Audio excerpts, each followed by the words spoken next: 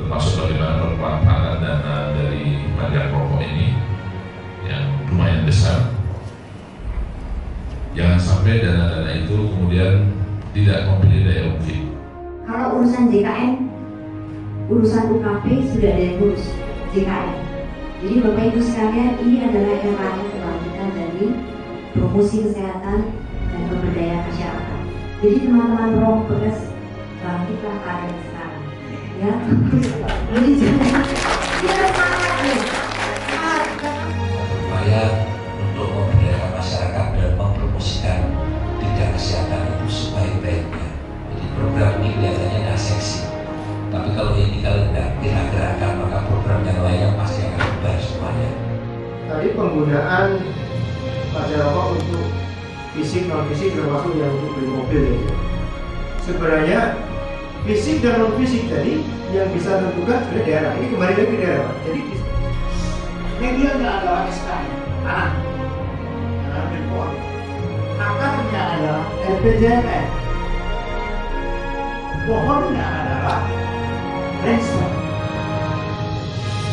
Bahannya adalah RAP. Rantingnya adalah RAK. Daunnya adalah orang hadir.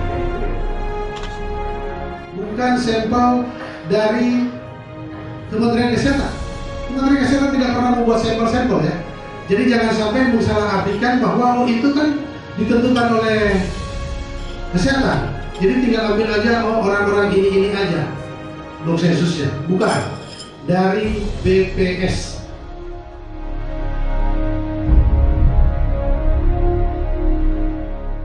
Lili pusat itu memegang peran strategis. Tadi yang Ibu sampaikan dari NTB tadi, kalau itu mulai bangkit, ya mari kita bangkit bersama. Tapi saya yakin, kalau, mohon maaf ya, kalau hanya mengandalkan Bapak Ibu yang hadir di sini, tidak disampaikan nanti ke kabupaten sampai ke puskesmas, sama saja tidak akan bisa tercapai. Tapi kalau kita punya proaktif, bahwa kita melihat, coba Ibu buka, minta kepada PDK, saya coba lihat poknya di masing-masing program tadi. Baca, oh kita bisa masuk di situ, Bu, bisa masuk di sini, bisa masuk di sini, bisa masuk di sini. Proaktif, ayo kita sinergis. Saya seperti Bu Lili punya bulan-bulan apa? Bulan apa ngerjain ini dulu, terus bulan ini supaya fokus, mesti bisa ya.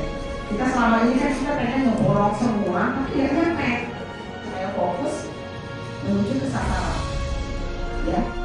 Peserta jaminan kesehatan nasional itu sendiri mempunyai atau berhak mendapatkan manfaat promotif dan preventif. Tetapi manfaat promotif dan preventif di sana sekali lagi memang dalam konteks pelayanan kesehatan perorangan. Upaya-upaya kuratif itu semakin baik dalam konteks semakin kecil orang sakit dan sebagainya, maka bukan hanya upaya-upaya promosi prevensi yang mikro tadi dalam level individu yang harus kita perkuat, tetapi juga dalam level makronya. Remaja sampai wanita usia subur, ini ada dua program kesehatan reproduksi remaja atau pelayanan kesehatan peduli remaja, dan program sekolah PTT Mandiri. Bagaimana meningkatkan alokasi dana kesehatan pada tingkat rumah tangga, sehingga kami membuat sebuah klinik asuransi sampai. Itu bagaimana mengambil sumber daya masyarakat untuk dikembalikan ke mereka, karena itu akan memastikan program itu punya daya sustenabilitas, karena dia mandiri sehingga berjangka panjang, karena sumber dayanya dari masyarakat. Dengan prinsip itu kami mengembangkan klinik asuransi sampah ini. Jadi kami membuat sebuah asuransi. Kami meminta masyarakat itu menyerahkan sampah seharga 10.000 setiap bulan, dan mereka bisa pergi berobat gratis ke klinik kami di Kota Malang.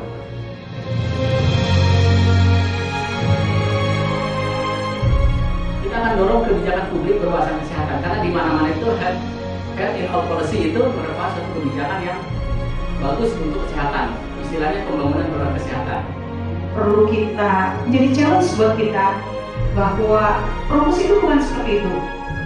Jadi ada strategi yang harus kita lakukan dengan kapasitas yang bisa mengadvokasi, bisa melakukan kemitraan, bisa menarik para private sector, bisa memberikan dana CSR-nya untuk program-program kesehatan. Ini adalah online Bapak Ibu sekalian. Jadi Bapak di mana saja bisa berpelabuhan. Posyandu di catatan yang ada di Kementerian Kesehatan khususnya di Prokes itu ada baru tercapai 280. Nah, kami di Kementerian Kesehatan khususnya Prokes juga sedang mengembangkan untuk pencatatan dan pelaporan tentang posyandu dan kegiatan yang ada di puskesmas. Kita mau nggak sampai ke yang tertinggi makomnya, derajatnya yang paling tinggi adalah promotif. Visi Kemkes itu adalah yang paling dekat, yang paling tinggi derajatnya dan paling berdaulat mestinya harusnya Prokes. Nah, untuk privatisasi kalau di daerah yang kaya, saya mengusulkan ada satu hal yang baru, yaitu upaya kesehatan berbasis perorangan. Nah, kenapa nggak ada bikin orang yang kaya di desa itu, di kecamatan itu, kita sekitar untuk memberi donasi untuk Prokes.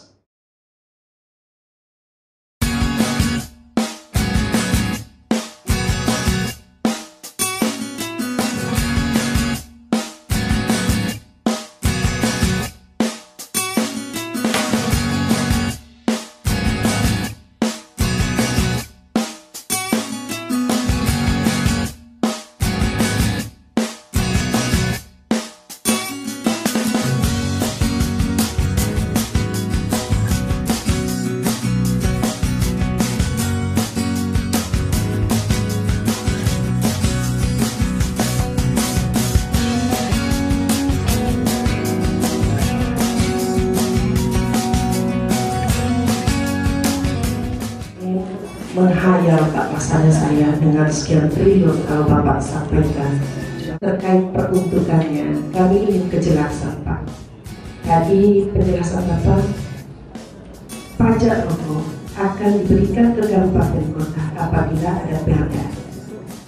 Kalau hanya berbentuk pergub di provinsi, pula yang berbentuk perda di kabupaten. Karena kelihatannya yang tren itu kegiatan lainnya, misalnya membeli mobil, karena dibuka keran dalam arti kata kegiatan lainnya, bahwa memang perlu ada juknis walaupun tidak mengatur secara terlalu khusus, tetapi ada juknis dan ada peraturan. Pengalaman kemarin dengan BOK, ini rata-rata hanya memang bagian pelayanan teman-teman Prokes itu tidak kebagian apa. Banget gitu, keren banget pokoknya. Doa sangat inovatif, inspiring gitu ya. Saya sebagai insya Allah masih muda, kayaknya merasa bangga juga gitu.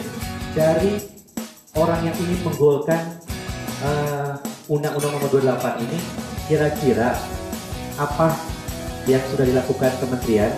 Ya, saya betul-betul khawatir dengan cukai hasil cukai sembako. Itu kalau pemahaman tidak jelas, itu antara BPK, kejaksaan, bagian keuangan, itu prosesnya akan beda.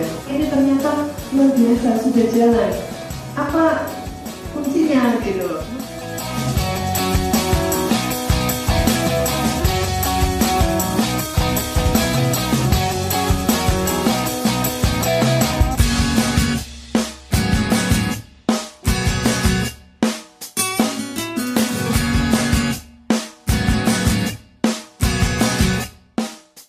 Prokes, yes, yes, yes. Prokes.